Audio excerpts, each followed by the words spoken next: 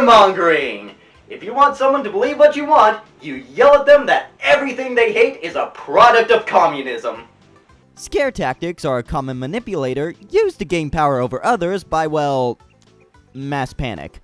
Now, this type of tactic is usually used for political means, but since I don't want my channel to become a dark void of despair just yet, I'll instead talk about the other practitioners of fear-mongering. Religion!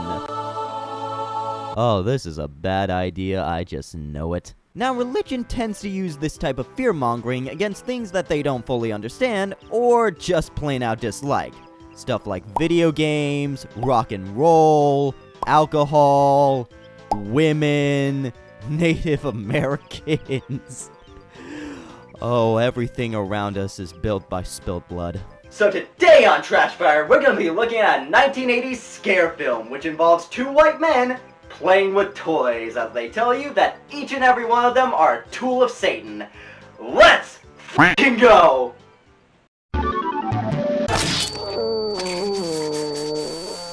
Deception of a Generation is one of many video releases that were made from the fundamentalist ministry in California, known simply as Eagle's Nest Ministry, and starred the creator of these tapes, Gary Greenwald.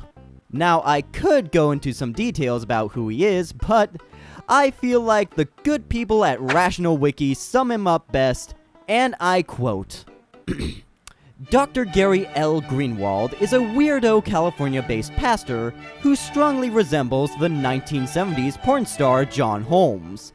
He also promoted the pointless satanic panic movement in the 1980s through a series of fear-mongering videos. Greenwald has made a career of interpreting occult or satanic symbolism in almost everything ever. End quote.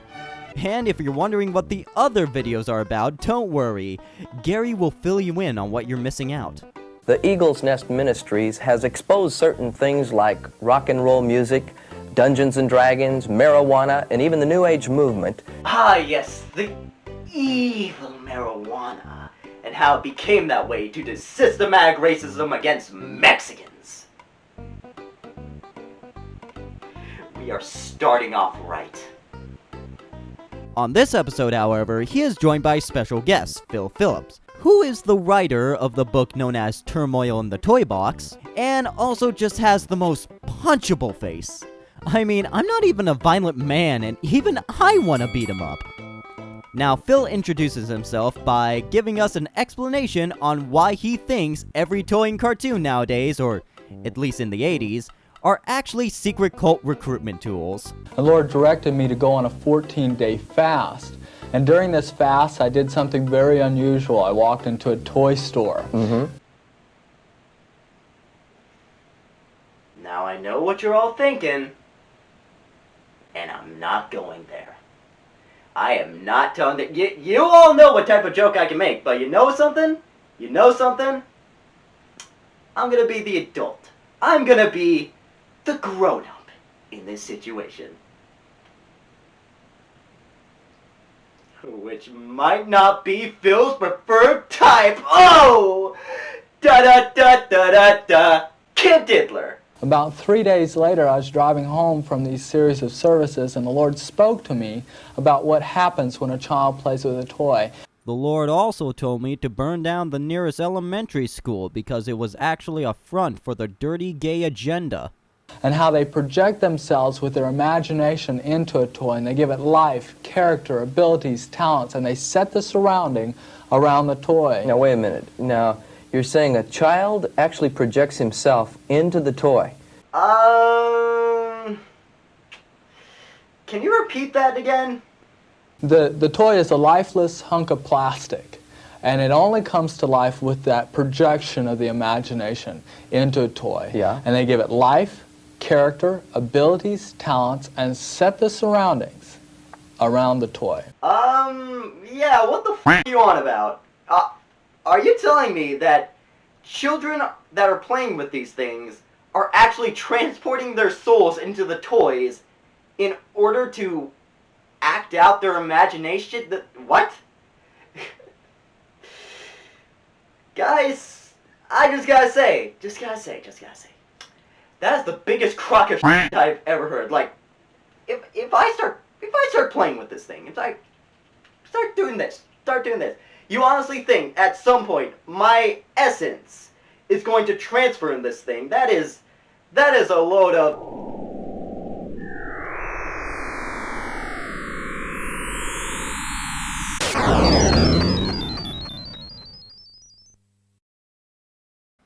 Oh my god. This is incredible! I'm Godzilla now, bitch! But now we can really get into this thing as they start their own breakdown on why everything they don't like is satanic. Starting with the 13 Ghosts of Scooby-Doo. Why they choose this instead of the original? Well, it's because 13 Ghosts promotes, as Gary likes to put it, wicked witches and demon clouds and spell books and even the zone of eternal evil. Okay, Gary, you... I'm sorry, I can't get over the fact that he looks like a porn star. Oh. The 13 Ghosts of Scooby-Doo may have a good list of sins, but promoting occult rituals is not one of them. In fact, Gary, the clip you used was about the gang trying to stop the evil occult stuff. Wicked witches? Demon clouds? Where do we start, Mr. Van Gool? You start by getting that spell book before those foolish witches destroy the world. They also prattle along about how TV nowadays has become more occultic, quote-unquote, than it used to be back in the good old days of their childhood. I watched cartoons like Bugs Bunny, Donald Duck, Daffy Duck, Elmer Fudd, and all of the Looney Tunes. But may I remind them that the Looney Tunes have been doing some pretty satanic stuff back in the years, and heck, if we go even further, we got the Fletcher cartoons. Wanna be a member? Wanna be a member? And if we were to go even further back, the 19th century has stuff like Penny Dreadfuls and Dracula. What I'm just trying to say, guys, is this stuff ain't anything new, and you should probably read something that doesn't have the lines such as, and I quote, his bowels discharged, and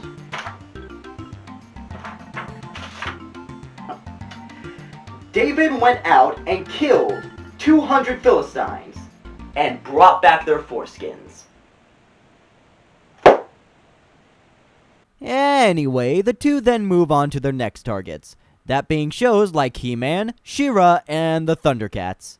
Now, I'm gonna be mainly focusing on He-Man because, no joke, everything said about He-Man is very much applicable to the other two shows. You know, minus the sexism and, a surprising hatred of martial arts.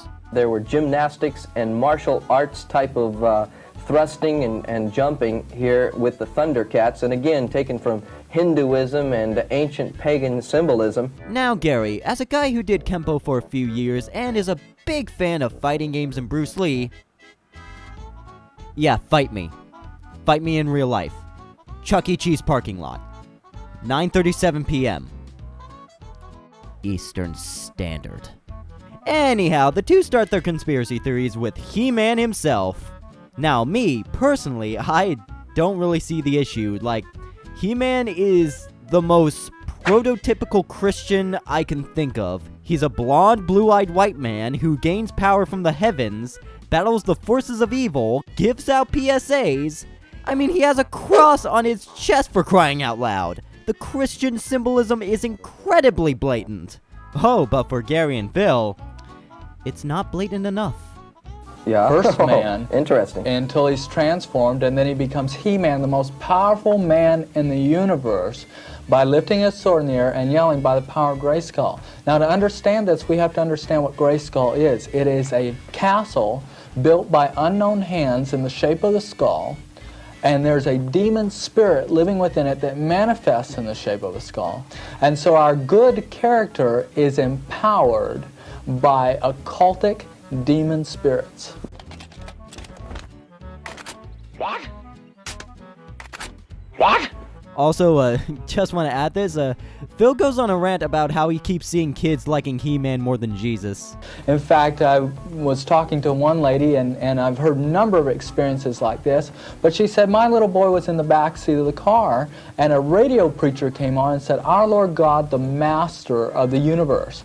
And her boy jumped from the back seat of the car and said, "Mommy, God isn't master of the universe, He-Man is." And afterwards, he was seen in the parking lot. Now, this is a kid growing up in a Christian home, going to church, Sunday school, the whole shot. Right. Out in the parking lot with He-Man in his hand, running around in circles saying, He-Man has more power than Jesus. Okay. I get it. I get what Phil's going at. I really do. His entire belief is being threatened by 5-year-olds. Oh, but He-Man, Shira, and Lion-O are only the tip of this conspiracy, as Phil and Gary expose the true evils that brainwash the youth with these wicked cartoons. Through the guise of characters such as Skeletor, Evil Lyn, Shadow Weaver, and Mumra. And wait a minute, aren't these guys, the villains? As in the characters you're not supposed to root for? As in that the show goes out of its way to show you that these characters and their evil occult magic are evil. Did we lose these guys somewhere? Were we ever with them at all? Talk about stretching for a point. This is sad. Granted, I do like Skeletor because, come on, it's Skeletor. But I highly doubt that the kids are gonna start...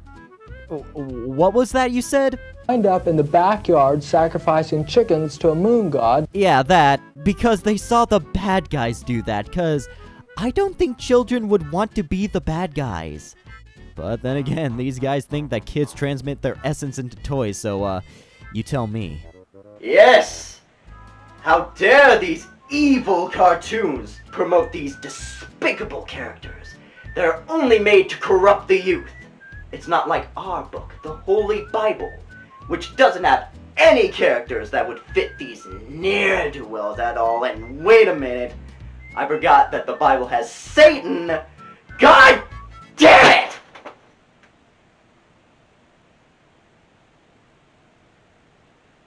My entire life is a lie. Anywho, they then go on to talk about the toys, pointing out the obvious evil traits in villains, and Gary just makes my day doing this. Skeletor, the master of the universe.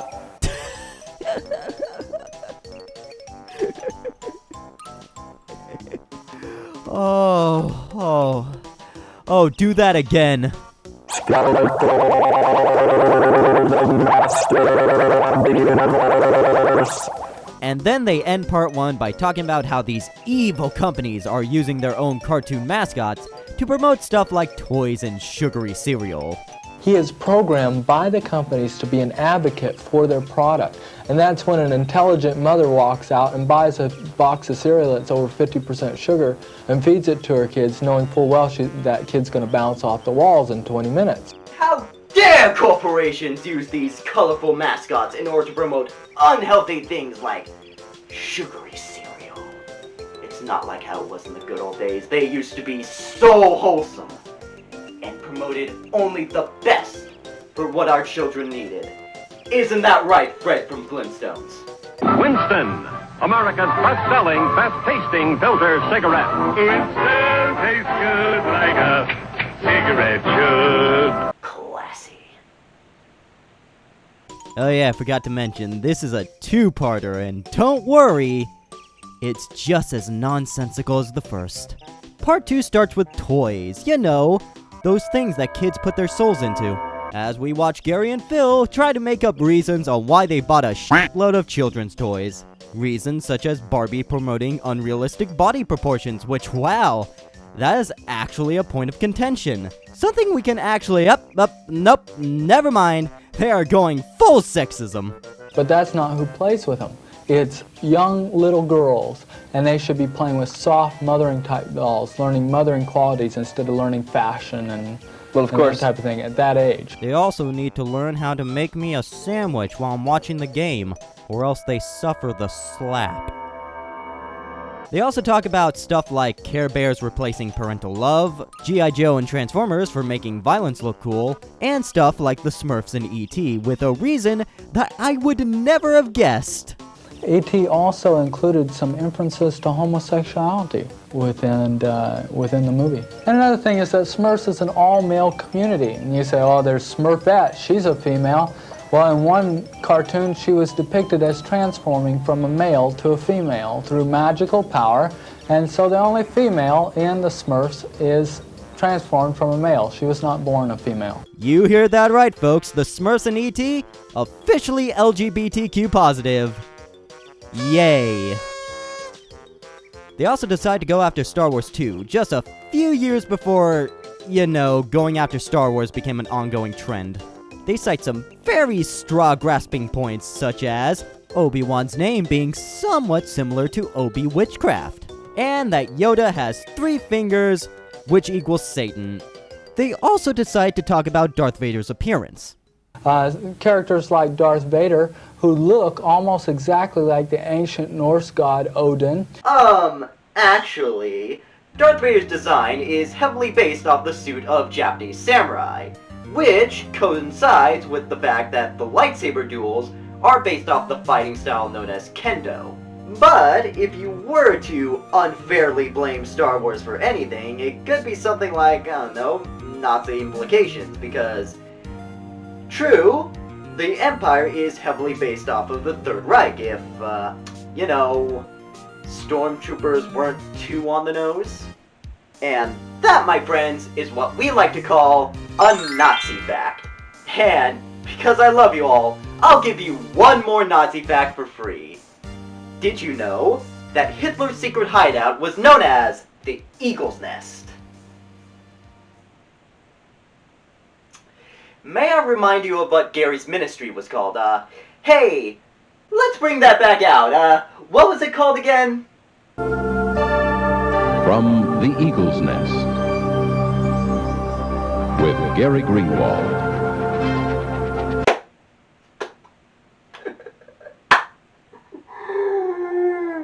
Oh, now, am I saying that there might be a smidge of a chance that Gary and Phil own their own secret concentration camps just to torture and kill people that they don't agree with? Yeah. Because if they can make up bullshit, so can I! Oh, and even though this entire thing is about the evil toys and cartoons that corrupt the youth, they just couldn't help but drag out religion's favorite punching bag in the 80s, Dungeons & Dragons.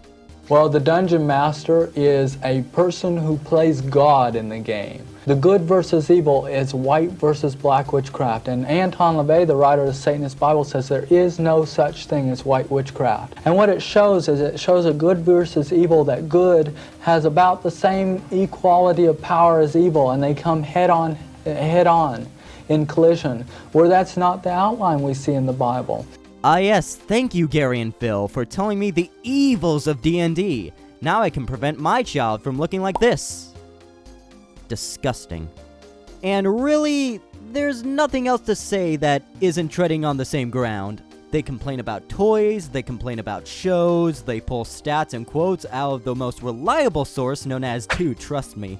And they even tried to defend the Bible's content by saying, well... But if you look at the Bible, the violence took place over hundreds of years, not such in a compacted 90-minute package with thousands of acts of violence. Yeah, those stories happened long ago in ancient times, so afterwards, those who read them would understand that it's not okay to copy such violent acts. Isn't that right, Salem Witch Trials, Spanish Inquisition, the Holy Crusade, and Manifest Destiny? Just a bunch of humble people, right, Phil? Seriously, let's be honest, these two clearly don't care of what they're talking about. The very likelihood is that these two are taking advantage of the recent moral panic that was happening in the mid-80s in order to manipulate people into joining their ministry and, most likely, shell out some extra cash. And if you don't believe me, well, all I can say is during one of Gary's rants about how evil commercialism is, only to then play his own commercial that is all about selling his own ministry tapes. He talks about people getting manipulated by commercials to only then manipulate people into buying his stuff with his own commercial. You can't make this shit up. I feel like they made the right choice calling this thing Deception of a Generation, because this truly shows how people like Gary and Phil deceive a generation of parents who are afraid of anything happening to their own children. Fear-mongering is a coward's tactic and will do more harm than good. So if you're gonna take something out of this, it should be always be careful of what people say, because they can and will say some bullshit. But with all that being said, God, this was hilarious. If you're looking for something stupid to watch, then I truly recommend this. Just watching two grown men make up evidence on why cartoons are evil while playing with kids' toys is it's just a great evening of fun. And maybe if you have the time, let the people at Riff Tracks know this thing exists, cause I'm not kidding, this is an hour and a half of pure gold riff material. Plus, you can find it off of YouTube for free thanks to user Discern for Media, link in the description. Which, I say it's for the better, because I'd rather watch this garbage for free than give Gary and Phil a single cent. Well, that was excruciating. And if you have any other garbage level things like movies, shows, whatever, let me know down in the comments below, because pain is real.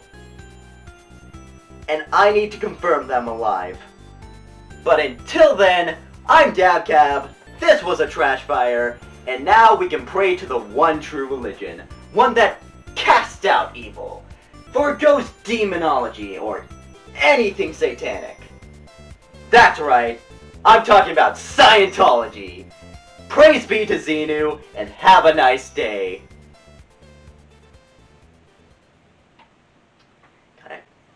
I hate my hair!